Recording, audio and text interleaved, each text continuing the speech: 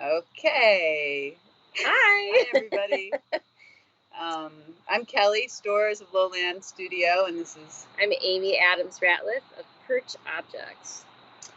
and we're talking to you today out here on this patio because neither one of us have Wi-Fi in our studios, so we decided that we would.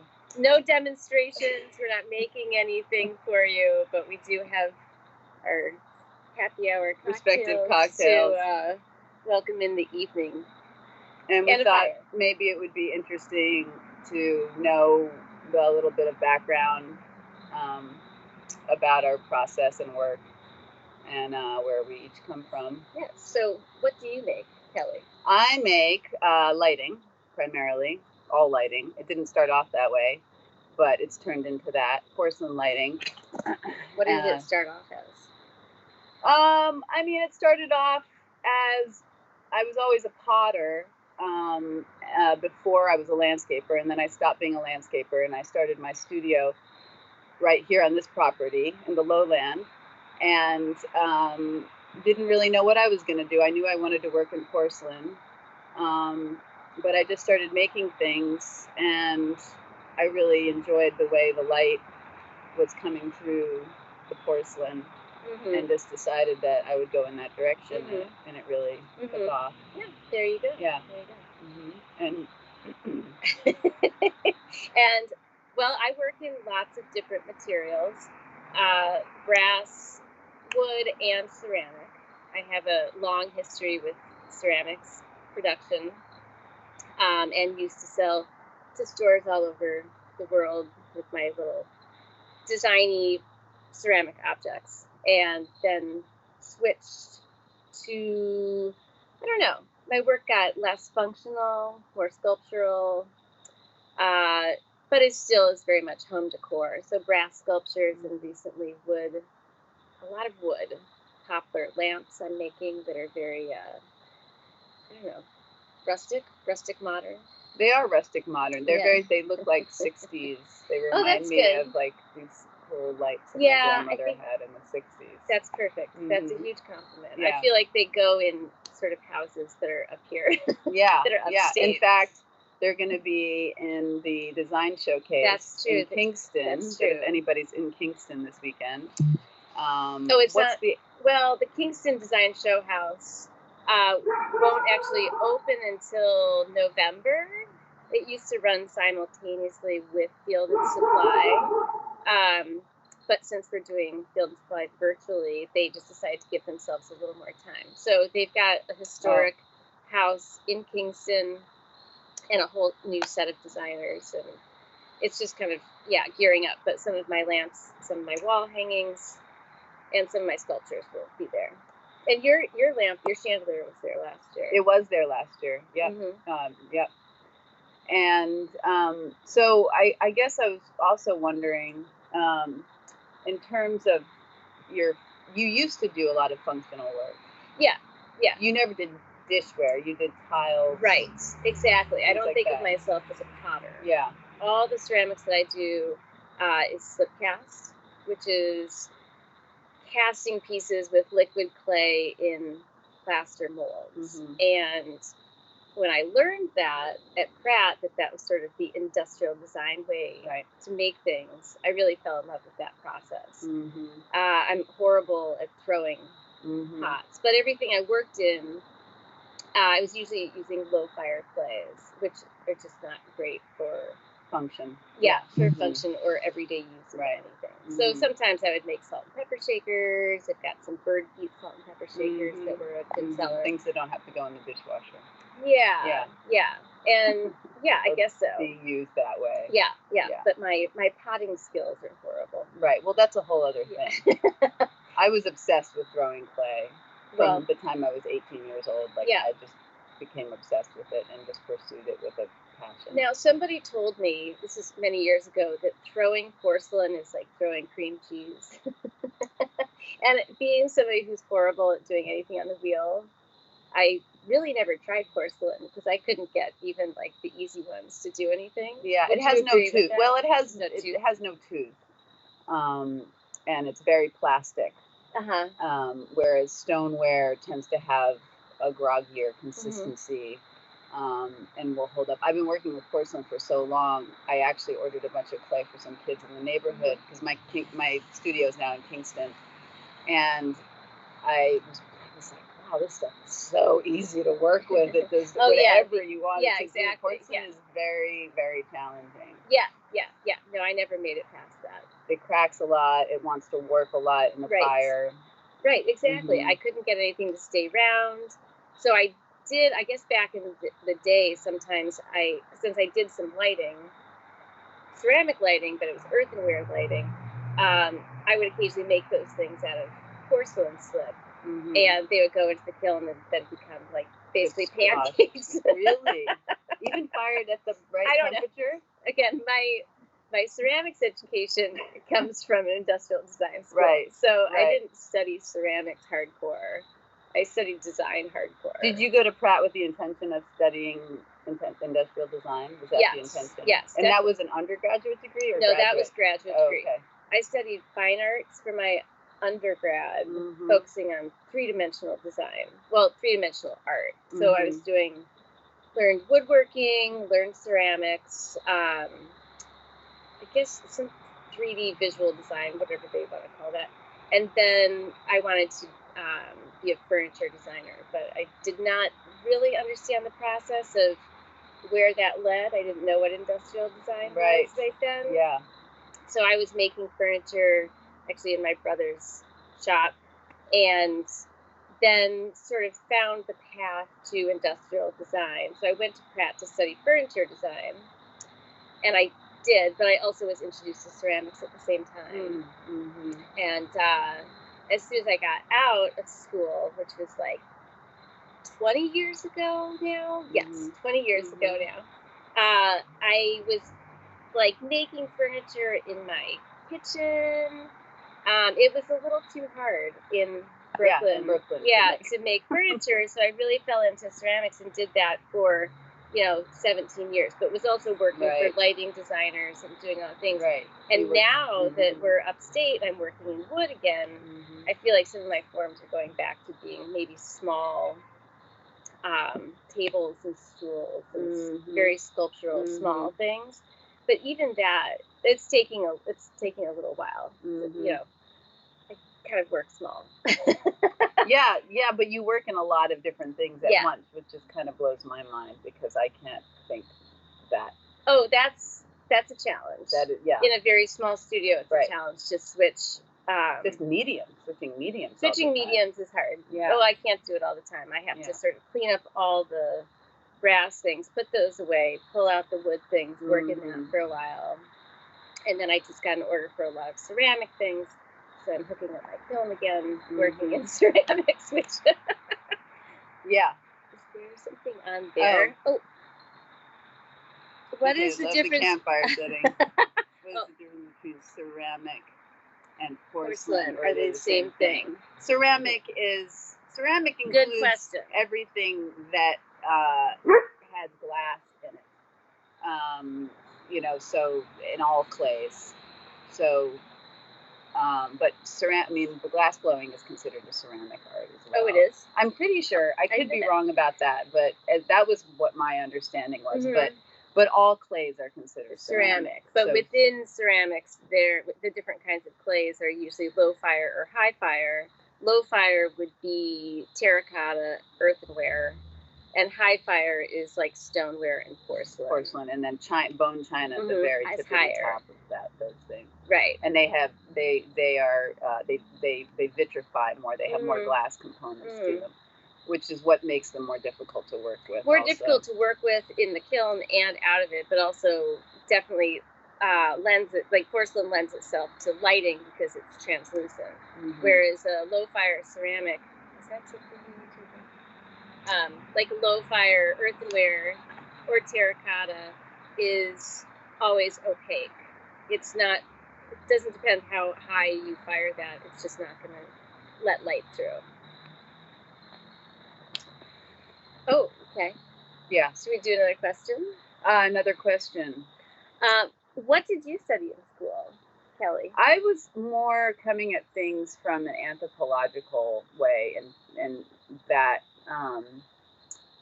clay as a way to study different cultures. That was always really interesting to me. I mean, I enjoyed making things very much, but there was always, the science of glazes were very interesting. Digging things up and making, the digging clay and the geology around that, and then what that would do in a fire, and then just studying how culture was reflected in ceramic through the millennia, in the beginning of time, and all the way through China, right. and the actual China work, porcelain and dishware, traded between kings. So were you studying art, or were you studying? I went to a liberal arts school. It was little of this, little of that. It wasn't very focused. Okay. I'd say. Okay. Goddard College. Okay. In Vermont. It was very open-ended. And when you came out of college, what was your intention right then? When I came out of college, were you ready to be an artist? I was living in Vermont, and I was teaching a little bit. Where'd you teach? At the school, at the Goddard. Okay. I did more work there. There wasn't a ton of opportunity in Vermont at that time, which is why I eventually got to New York and started working here. And because I spent a lot of time coming, and at the time there were, and still are, great wood fire potters. I was really into wood fire pottery. Okay. The Japanese Anagama kilns and whatnot. Oh. So there's I don't know potters much about that around here. Paul Shaliff and Jeff Shapiro and Joy Brown, all of these potters that had studied in Japan and brought that firing technique here. Okay. In the Woodstock area? Yeah. Oh. Well, in Connecticut, Millerton, this general area. It was a whole movement that happened. I guess in the 70s they brought a lot of those techniques back. Yeah. Oh, I think we have another question. The Great Pottery Throwdown. Are either of you working on something new you're excited about? Well, I'm working on my wood lamps, my sturdy lamps. I'm excited about these pieces that Amy actually helped me do some metal components for metal that we had fabricated in Long Island by Joe Lynn. And they got shipped to us basically right before COVID, and we were putting things together, and then we couldn't really hang out in the same space together for months. So now I've returned to them, and I'm really excited about that. I would say that started almost a year ago. Yeah. In September, maybe, or October. The last field supply outside, I feel like was when we were starting to talk about those. So Kelly will have new stuff by spring. End of the month. End of the month. Yeah, okay. No, I think so. They're ready. They're ready to go. They're very, very close. They're branching. They're balanced. Yeah. Yeah. They're gonna be very nice. And then color. I'm gonna introduce color into them. On the shades. On the shades. Okay. Yes. Bright color. Okay. Yeah, we'll see. Kind of like circusy vibe a little bit. All right. Yeah. Lowland goes circusy.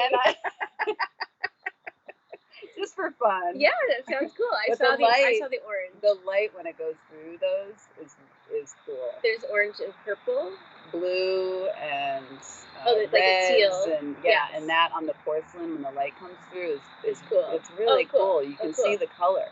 I was afraid it would block the light, the color would, and you wouldn't be able to see. It would just look dark. Right. But you really see the color. That's gonna look really cool. Yeah. It's exciting. It's just different, There you go.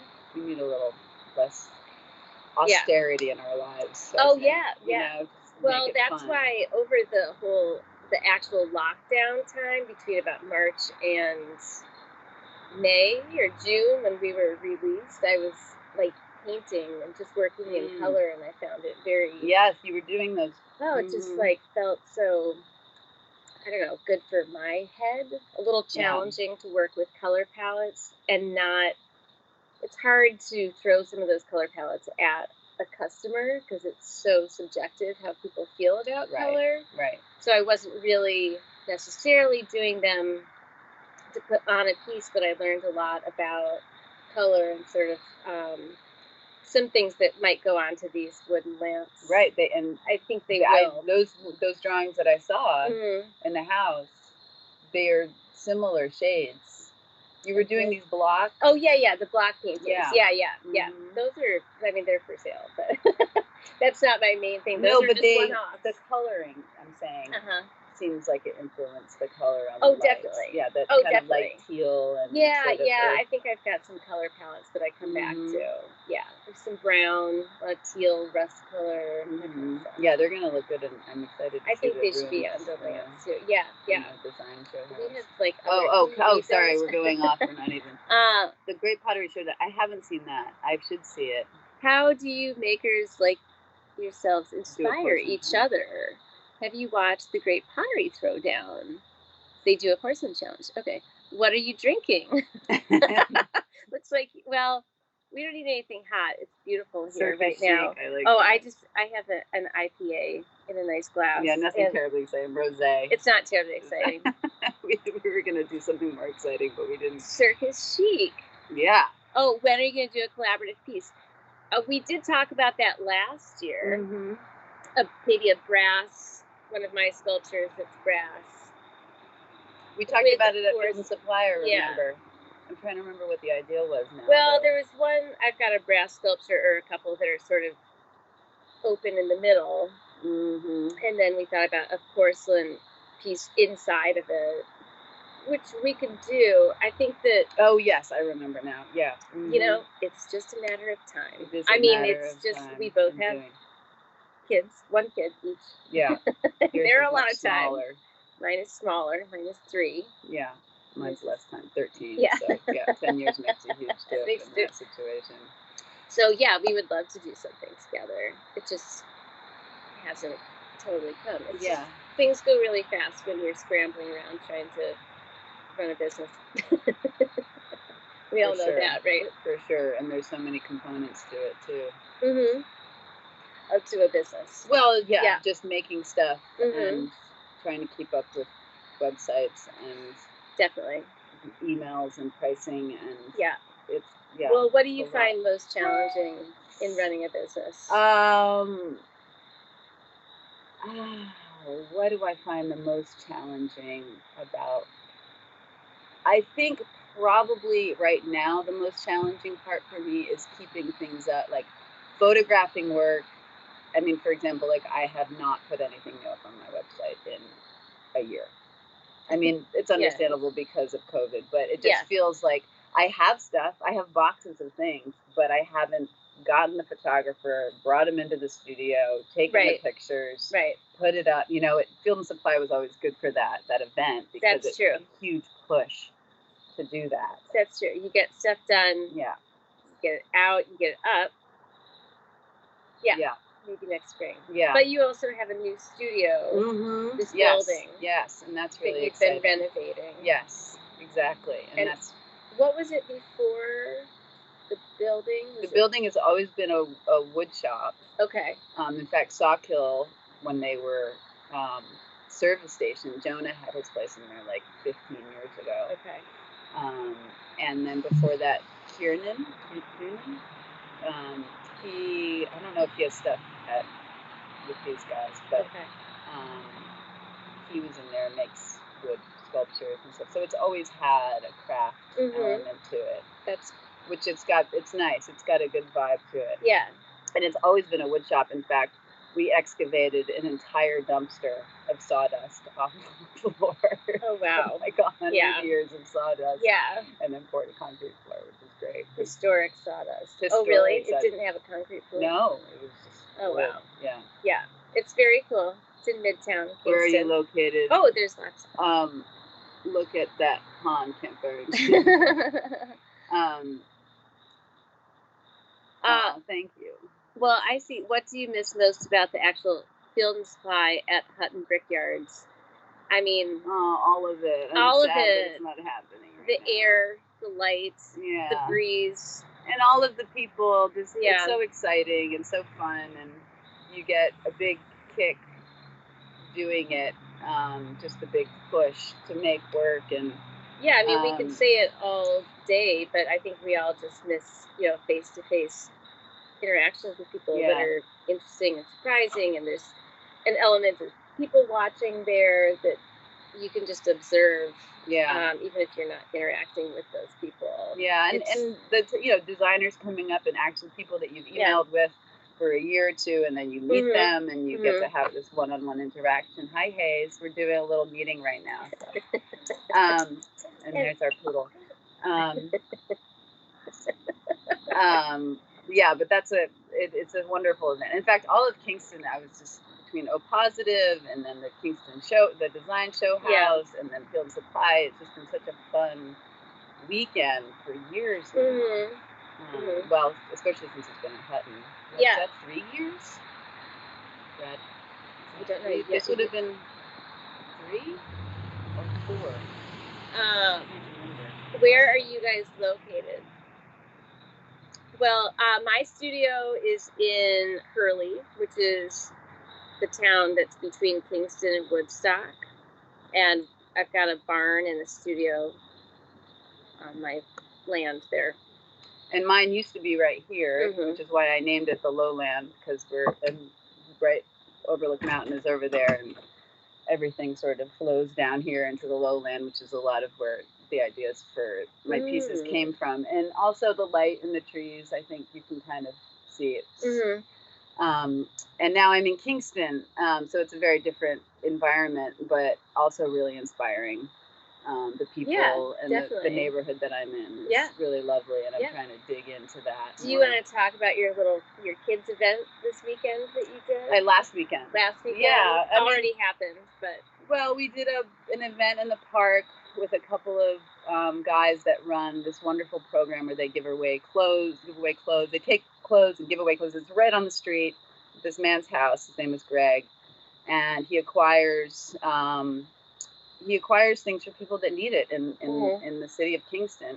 And now they have a fridge, and they're giving food away. So we decided to do a little event in the park, and all the kids in the neighborhood I've been giving clay to all through COVID so that they could take it home and make things, and they'll bring it back and I'll fire it. But they don't really know how to use it. So we did a little event where we did pinch pots and rolled it out and, put impressions in. So I'm firing it now, and they're all going to get it back tomorrow. So that's fun. So hopefully it's the beginning of something really fun that happens in that neighborhood. In fact, 2 kids came by again today. Can we have some clay? Yeah. You're going to move up to porcelain now. Yeah. Get on the wheel. Help me out. I know. I've got that old Shimpo wheel. I'm going to throw it on the sidewalk one of these days. Well, you're going to take go to town with it. Oh, right. Yeah. And you will coming to you. Yeah. Do you sell retail out of your studio? I do. I mean, you can buy stuff on fieldandsupply.com too. Yep, Field and Supply Fair, and off of my website too. Yep, but not through everybody usually was supposed to contact me personally. You sell through Shopify. I mean, you do. I sell on my site, and I sell wholesale to a small number of retail partners around the country. So I haven't done a big wholesale thing for a while, but I have been in general on a kind of slow speed since Max was born, and now he's 3, and I'm kind of ready to get back into a little bit bigger production of things, and but then of course the pandemic kind of disrupted that a little bit, and I feel like we all feel like now we're just housewives again, but it's coming back. Real Housewives of Woodstock and Hurley. Here, Faith says, what is your muse? Where do you find the most inspiration in both your work and to detach from your work? You can go with that one. Oh, I can go with that one? I mean, I can too, but... That is a good question. I'll start with the end part about, detaching from my work. I kind of feel like I don't a lot. I am a little obsessive in a good way. I love what I do, and I like to sketch, and I'm kind of constantly drawing little ideas that might be fun that I may or may not end up making or selling or doing anything. First, you have to make it. I guess, what is my muse? I don't know. Where I find the most inspiration? Really, I guess a lot is architecture and art from the 60s and 70s.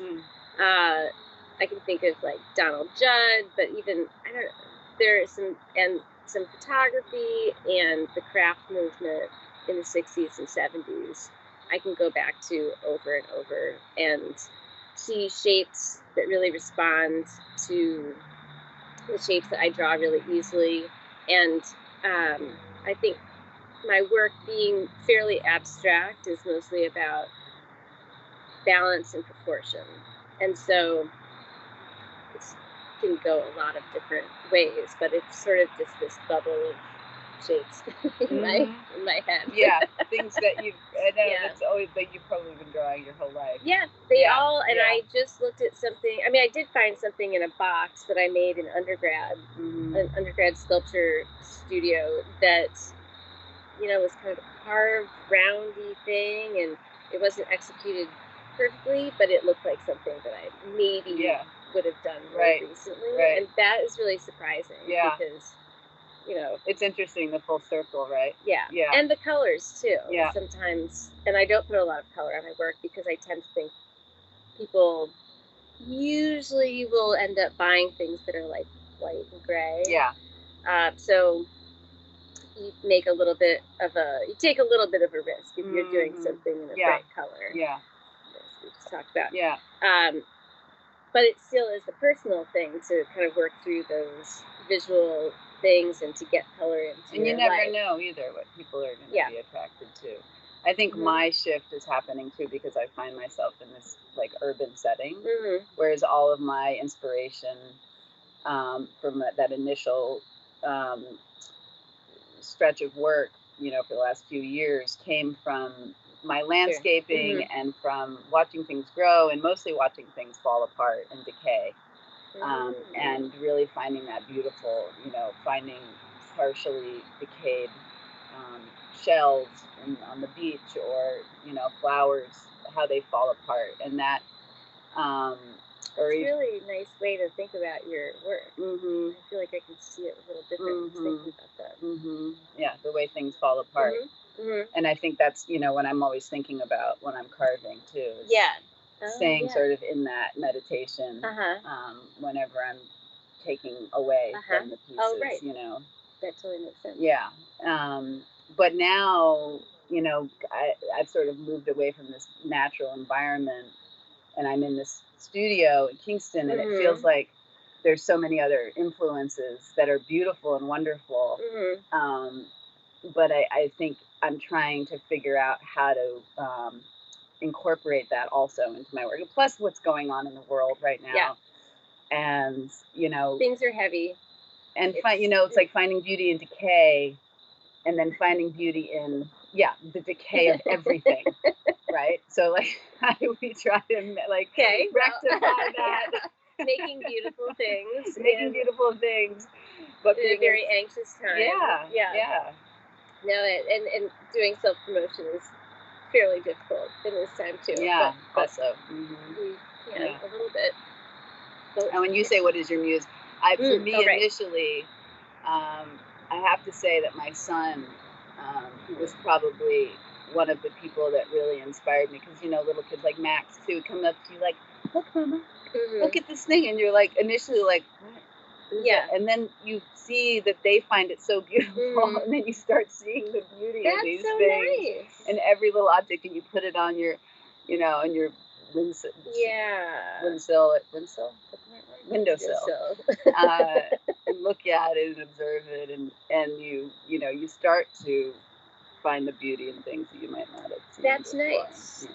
He mostly just brings me trucks. Look at this car. Look at this truck. But you might get some broken up shells. We're getting there. Acorns and leaves we are working on. Get that to go on. We must be 5:15. We're probably there, right? Do we want Well, Was it a part? Oh, take okay. our time. Here, oh, well, we asked the company one. The company I could one? ask you the question of, have you ever lived in Brooklyn? No, Amy, I haven't actually. Wow. You're one of few. So you did not move here from the city? No. Okay. I moved here from Vermont. You're an upstate girl. I was. Good. I tried to landscape. I was like, I'm going to go be a city girl. And I tried to do that for a half a second while I was living here and landscape there. And I was like, this is not for me. It's like elevators and bags of soil and pots on rooftops. Really hard. And there was no dirt except for what you imported. And I mean, right. Just wasn't my scene. So I scurried back here to Woodstock. That's good. Yeah. That's good. Not my thing. But you are from Brooklyn. I mean, I'm not from Brooklyn, but I did do the standard route of Brooklyn, no Manhattan, to up here, and we'll never go back, honestly. But it was fun. Yeah. Back then. Yeah. I'm sure it's fun now. Sure. Well, yeah, I don't know. Yeah, probably. I had studios actually, for the most part, I was in Red Hook. And that was also a lovely, very creative neighborhood that reminds me a little bit of Kingston. Oh, I didn't know you were in Red Hook. Oh, yeah. Okay. I did Red Hook for about 10 years in 4 different studios, setting up kilns. And then my last one was on Pier 41, and we went through the Hurricane Sandy, and all the kilns were flooded. 3. Oh, my gosh. Yeah. But that's okay. But insurance, hopefully. There wasn't really insurance for Hurricane Sandy, not for businesses. Really? No, businesses were pretty hard hit down there. Yeah, I think there was a lot of other help between FEMA and all these other things. But I was in a time of sort of questioning whether or not I wanted to make my living doing production ceramics. Well, God took care of that for you. Yeah, exactly. The answer was no. But that's a different, being like a production kind of potter, ceramics person is a different thing than, it wasn't, I wanted my business to be bigger, and I did, license some things to European brands and all this stuff. But it just didn't end up feeling like the end goal. And for me, I want to have a more sort of well-rounded, maybe, design career. I've taught at Parsons. I would like to teach more.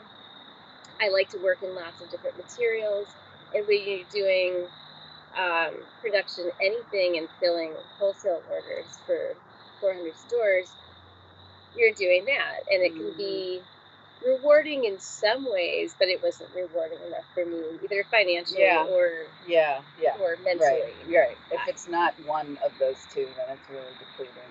Right, exactly. And doing that in New York City, it was a little stressful. But I'm proud of the work I did, and I'm proud of the business that I started, and it kind of continues on. But I think of my work as a reflection of me, the designer, now.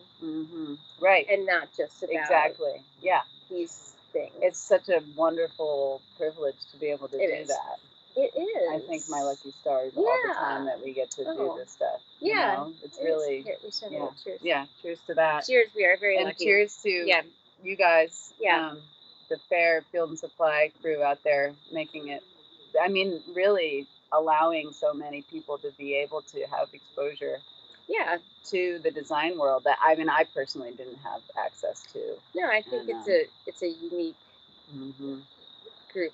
Yeah. Community. Yeah, it is, truly. I have a child here that came to see me, my niece, and I probably need to.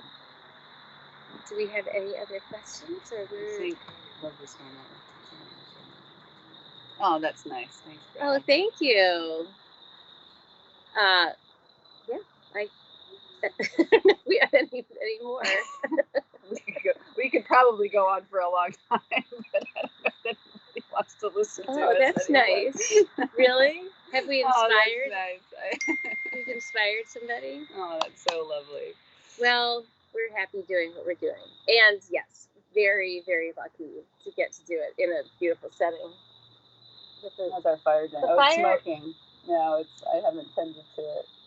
It's kind of a perfect fall day up here too, Mhm. so it's feeling very It's always upstatey. been. We've had these gorgeous weekends for Mhm. this. I mean, For Field and Supply. yeah, Mhm. always been these. I mean, the last few. Aaron said 2017 was the first Was one the one at at Hutton Brickyards. So so this would have been year 3. Mhm. Well, here's to spring 2021. Yes, please. Hopefully see everybody. What are the chances? Can you pick up some wine on the way home? Oh, that was my husband's. That's funny. Yeah. Should we wrap up, Chad? Yeah. Okay, cool. All right. Well, thanks everybody for listening and for your questions. Yeah, this is really fun. It is fun. And yeah, check out everybody's stuff on Field and Supply. Yeah.